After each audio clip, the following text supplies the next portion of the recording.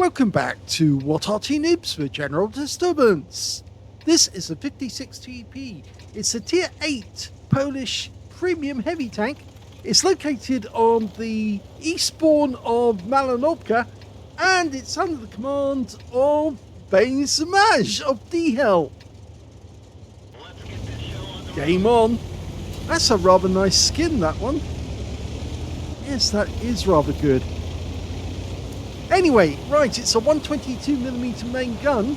It's capable of doing 390 alpha, and the standard reload is 11.72. Standard reload 13.9 seconds. Samaj got it down to 11.72. Now the penetration is 221 with the standard AP. With the APCR, it goes up to 252, so that's a jump from 221 to 252. Not much of an increase, really. Okay, well, he's headed up to the hill. Maximum speed on this one, only 40 kilometers an hour. So it's a bit of a slow coach, but it will get there eventually.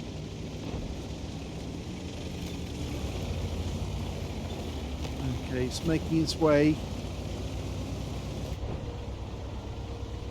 Kind of hoping some of his teammates will actually spot the enemy before he actually gets all the way up the hill. In fact, there is an enemy over on the other side of the battlefield. Now, sorry about the gun sights. I actually chose what they call, I think, Destroyer Blue, and it actually makes some of the reticule look blue. It's not that he's gone blue, he hasn't gone blue. I actually got that wrong the last time. Oh, he's got a shot now, T2065. Yes, big hit. 408 high roll. Now we've got a shot there on the Udas, but he isn't reloaded yet, so he can't shoot that. Oh, we might be able to.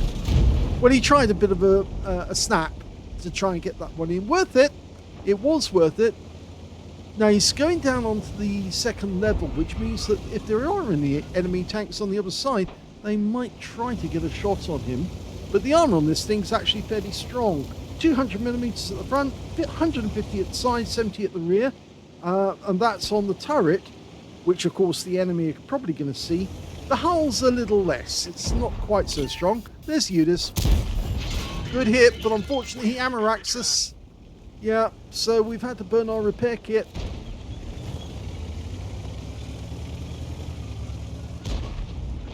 Okay, those guys have gone around. We're going to pop up in this corner, which does make us vulnerable to Arty if he's paying attention, but we should be able to get shots on their side. Nice! Only 190, that was an 85mm gun on the T43, but you can see they're popping up now to try and get shots on us if they can, and the M3Y does get a hit on us, and that's a 90mm gun at least. Could be a 105 actually, for that matter. And we've got help now because the Baraska's turned up, so that Udas, is probably doomed. And the M3Y, he's going to be a goner too. Go for the Capola. Lovely. Good shot. Got a high roll. 410 there. And he's gone. So, that's 4-2 now. And, well, we can make a quick drop down the slide down the slope, but why not get that shot on the Progetto? And that Progetto makes a quick beeline or goes around, and he goes down the slope. So he knows. There's a Story Mill, I think. Nice. Gets an easy hit on the Story Mill. Very thin armor. Very good gun, but very thin armor. He's waiting for the reload. He's still loading AP, though, unfortunately. No HE. The HE would really go through his armor. You get an easy kill that way. I remember landing an Arty round in a Story Mill. He didn't last very long. Okay, I think he's moved now. We did get spotted when we just fired. So somebody's in that wood right at the front, spotting our team. Number of wrecks ahead of us. The Baraska's trying to be careful. He's dodging amongst the wrecks to fool them. Not the greatest of moves. So we've decided to go down the slope, slide our way down. This is good. It's actually a smart way to go through the low ground and makes it difficult for the enemy to get shots on you. You can pop up like he's doing here and then get side shots using the ground to get the depression. Where are you? Baraska's gone on ahead to try and spot them. He's still got plenty of hit points. And of course, he's got the burst damage of 720. Ooh, and we'll have that. That's a good shot. EBR Hotchkiss out the game. That means they've only got one light tank left on the enemy team, and that's an AMX 1357. The Nom Nom tank, as Steve Walsh calls it. He calls it Nom Nom because, oh no, we've lost our Barask. Oh dear. I didn't expect that to happen so quickly. Somebody on the enemy team hit him with a heavy round because he still had loads of hit points. So to go out that quickly, that's not good. Okay, it's going to lose the low ground, or go by the low ground, to try and creep up on that wood. And then from there, it's fairly normal to actually start punishing the enemies back at their cap area. We've got them kind of cornered at the moment. The only worry is that there's a Scorpion out there somewhere, and there's somebody behind that rock. You can see them pop out. There they go. Oh, didn't get that one in. KV3's moving forwards with abandon. I think that's the word. He's abandoning all hope. No, he's actually taking a big risk doing what he did there. But we can get a shot. And it's the Jagdpanther. Go for it. Nice. Oh! Bounced off the armor. That's probably the only shot that's actually going to bounce off a Jagdpanther. They've got notoriously bad armor on the side of the vehicle. It's only the front that's actually strong. Okay, moving up a bit more. Okay, enemy spotted to our right. Got to take these guys out. This is a Scorpion. Oh! And unfortunately, the Kari on the enemy team just took out our Crusader SP just in front of us there. Go for the side of the Kari. No, didn't pen. He's going to be paying attention to us now. Go for it. And we're loaded. I must admit that was a bit of a silly place to park the Crusader. Okay, so we're going to have to use the ground there to try and... oh, he killed the Jagdpanther! Nice! I didn't see where the Jagdpanther... I knew he was down there, but I didn't really see that he was actually aimed on target. He was auto-aimed on. He did get a nice direct shot. We've only got 2 rounds of the standard AP left. He's going to have to start digging into his premium now. And who have we got off down there? Not sure. The AMX... Oh, it's the Obsidian in the distance. Sorry. But he's facing 2 of our guys. So, oh, he managed to kill one of them, though. The CS-44's no more. He's just too far away. I think we don't have the range rings on this one, unfortunately. So I can't show you exactly where his maximum range is. And that's annoying. I may have forgotten to put the range rings in. And I'm not sure if I've got the client, the Aslains mods to actually restore the range rings on this particular client. I usually keep all of the Aslains loaders so I can do it, but I don't think I've got it on this one. We're looking for the Kari and the Scorpion just the other side of the wood. They're waiting for us to show up on site. The AMX 1375 is going to make a run in. Okay, so he's going to look, which really should be loaded with the premium rounds, just to make absolutely certain we can get the pen. But I think he feels certain that he can actually get a pen with a standard AP. You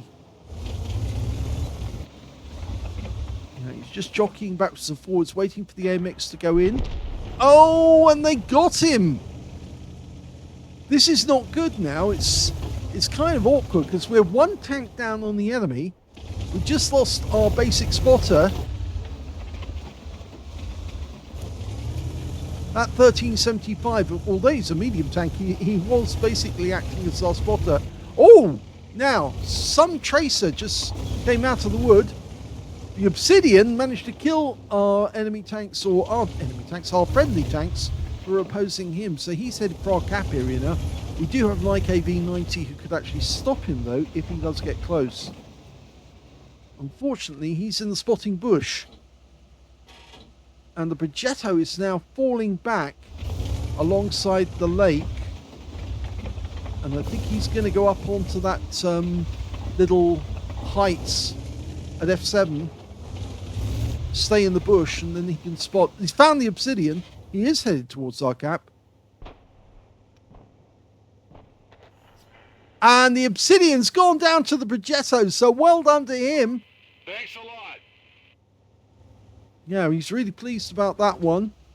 That's thanks to the Progetto taking out a bit of problem. Lovely, we got the Kari, but he hit us back and hard, and we bounced the shell that came from the Scorpion. So it was probably the combination of the Kari and the Scorpion who took out the Brass when we lost him earlier. They have enough hit points. He's coming forward. He is coming towards us. Only one standard AP left.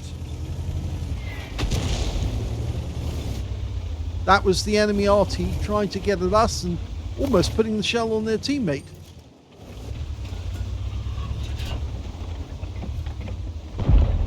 Oh, he fluffed that shot. I think he might be aiming at the Progetto, who's behind us a little further back. Now, if we push up, some shell just went to our left.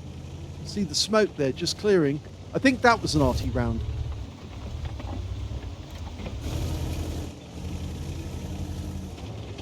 He's looking around. He's trying to use the situational awareness to see exactly where they are. We've lost sight of the Kari now. Oh, and there's their S51. Ouch. Well, we're now down to 84 hit points, which makes us an easy kill if the S51 can land a shell near us. Normally at this point I'd be saying he's a one-shot. The trouble is that there is that Scorpion out there as well. If you get to this number of hit points, you really should be falling back and letting the enemy come to you so that you can then pick them off when they're trying to move between spaces. The Progetto is still acting aggressively though. He's moving up through the field, and I think he's going to try and get to the cap area, but I don't think it's a good idea. He's found the Scorpion, and we found the Scorpion as well. Good hit, solid hit, 384, and he's gone. The Progetto got him with his second shell.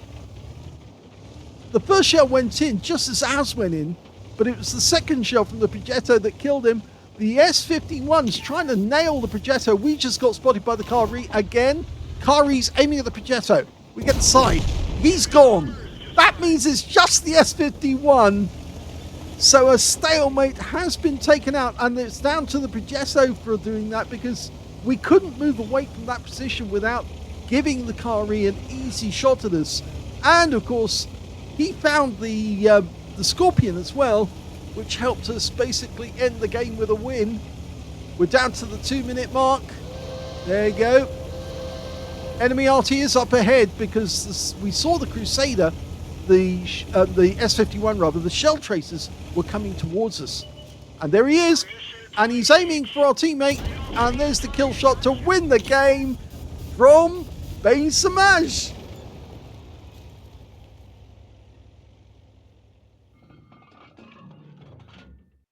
Well, I must admit I was very worried about this game because it did look as if he was going to lose to that Kari. If the Kari came over, just got one lucky shot and taken us out, then obviously he could then wait for the Progetto to try and make a move and then nail him too. It was the problem that Scorpion and the Kari between them had enough firepower between them aimed at the same target to actually take them out with just one volley. And that's probably what happened to the Barrask. That's why when one moment we saw the Barrask had 1,400 hit points available, and the next minute we looked up, he was gone. He'd just been wiped out by 2 shots. So that was a first-class tanker for Bain Samaj of DHELL in the 56 TP. Very well played. He kept his cool towards the end, just moving backwards and forwards, trying to keep the enemy in view. He did lose the Kari at one point when he pulled back, but he couldn't pull forward to try and reacquire, because if he had, then it might have been fatal. A fire for effect also for doing more damage than hit points for his own vehicle. a fighter badge for getting at least 4 kills. In this game, he did get 4 exactly. He also got a duelist for taking down 2 tanks who damaged him, a bruiser for getting at least 5 critical hits. In fact, he got 9. He got a hand of God for surviving the battle, having received damage from at least 4 different enemy tanks or more, and I think it is the or more in this case, as well as a high caliber for dealing the most damage in the game. And he got a Confederate as well, for hitting more of the enemy than anyone else in this team. And just look at the sheer number of enemies that he damaged in that one. It's a lot. It's a lot. He didn't get all the kills, but he certainly did a lot of damage. His win rate from this one, 12,727, which is super unicum. In fact, that's an extreme effort. Let's have a look at team score. Well, he did get the highest damage in the game. He got the high caliber, 6,065 hit points of damage. The next highest scorer turned out to be the Scorpion on the enemy team, and that guy got a tank sniper for 3,811 hit points of damage. And the third highest damage, well, that goes to the Progetto 46, the other very well played tank in our team. He got 2,848 hit points of damage. When it came to kills, though, we can see it was the Progetto managed to pick up 5 kills in that game. Base Smash got 4, so did the Scorpion on the enemy team, and then 3 kills went to the Kari and the S51. So basically, they had 3 really good players, and they were all working together, which is why they were able to take down some of our really good tanks. When it came to base XP, it's Base Smash on that one, yes. So he's got the highest on damage, highest on base XP, just missed out on the number of kills. 1,357 experience points. Next highest score, the Progetto managed 1,148. They were the only 2 players who managed to get over 1,000 base, and the IKB-90 came up with 971, and of course he was still alive at the end of the game as well. 24 direct hits on the enemy, or 24 shots fired rather, 20 direct hits and 17 penetrations, so I get my data right. 6,065 hit points of damage, of which 3,281 were at more than 300 meters, so half the damage done at long range, half at short range. 6 hits received from the enemy, 4 of those penetrated, 1 non-penetration, and 2 hits by way of splash damage. That S51 was quite accurate, actually. 490 hit points of damage blocked by armor, 1 enemy vehicle spotted, 12 enemy vehicles damaged, 4 killed, and he earned 115,100 credits from the game, including a 65,000 mission completion bonus. And on top of that, he got 15 bonds for mission achievement and 4,275 experience points out of the game as well. That was a hard-fought one. It went, almost the whole distance. Almost, let's say, but it was, 13 minutes into the game. So it was getting kind of tough. The enemy could have taken it all the way to the wire and made it very brutal at the end. But that Progetto came through for us at the end, because he actually not only found the Scorpion, which we were able to take out by hitting him at the same time from different directions, which kind of, it did catch him in the crossfire. But it was that Kari as well. Once the Kari realized that the Progetto was a big threat to him, he turned sideways and gave us an easy shot right through his roof. And, well, that was the end of his game as well. So that was a very good move by the Progetto to come up through the field and approach the cat from a different direction, because he did spot that Scorpion. And that was the key moment that changed the battle. I hope you enjoyed this replay. If you did, please give this video a like. Do subscribe to our channel. Leave a little comment down below, because it feeds the algorithm. And just to let you know, there will be more replays from Base Smash. This is not the only one he's actually sent us, yes. This one was from 23rd of October 23. Like the AE Phase 1 replay you may have just seen, it's one of the oldies, but the goldies. But I am getting through them. I will get through them as quickly as I can. So, because Base Smash says he loves these replays, and we do appreciate that you actually say that you do like our commentary. We think we're not very good. At least I think that's one of the reasons why this channel hasn't caught on. Firstly, because it's an Arty channel, and people don't watch Arty channels, or normally don't. But we do feature tank replays. We try to do our best, and we try to give everybody a chance to appear on YouTube. So we do appreciate it when somebody recognizes that we are trying to do our best to help people. Hope you enjoyed it. Thanks very much for watching.